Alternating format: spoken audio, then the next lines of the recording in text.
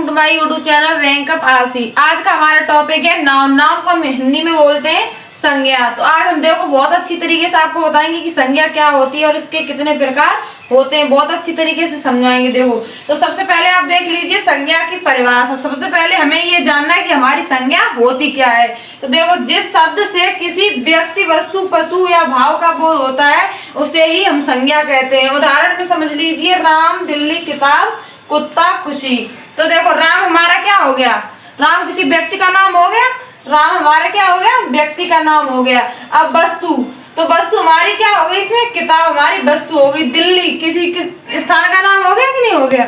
ऐसे ही देख लीजिए काइंड्स ऑफ नाउन। अब इसमें ये पूछा गया कि नाउन हमारे कितने प्रकार के होते हैं। तो संज्ञा हमारे कितने प्रकार की होती है, 5 प्रकार की होती है। फर्स्ट नंबर पर हमारा होता है व्यक्तिवाचक संज्ञा, जिसको इंग्लिश में हम बोलते हैं प्रॉपर नाउन। तो देखो प्रॉपर नाउन किसी विशेष व्यक्ति, स्थान या वस्तु का नाम ही हमारा क्या कहलाता है, व्यक्तिवाचक संज्ञा। तो इसके उदाहरण देख लीजिए राम, सीता, भारत, गंगा।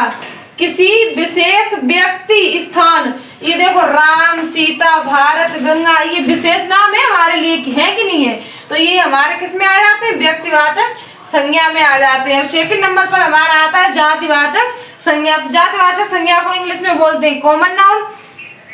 किसी जाति या वर्ग के सभी व्यक्तियों, वस्तुओं का नाम।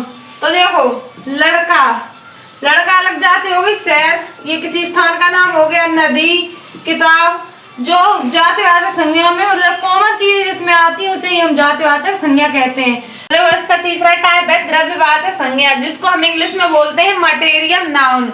किसी द्रव्य या पदार्थ के नाम को द्रव्यवाचक संज्ञा कहते हैं। इसकी ये होगी परिभाषा। तो इसमें देख लीजिए हम उदाहरण के तौर पर समझते हैं, जैसे सोना, पानी, दूध, लोहा, ये हमारे किसके अंदर आ गए, मटेरियल नाउन्स के अंदर।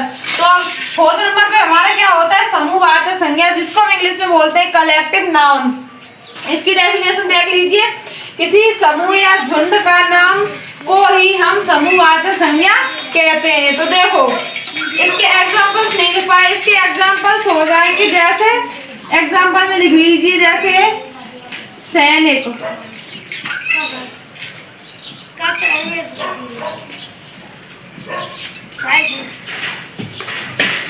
मतलब कि किसी चीज का झुंड, मतलब कि समूह किसी चीज का, जैसे आर्मी हो गया, टीम हो गया।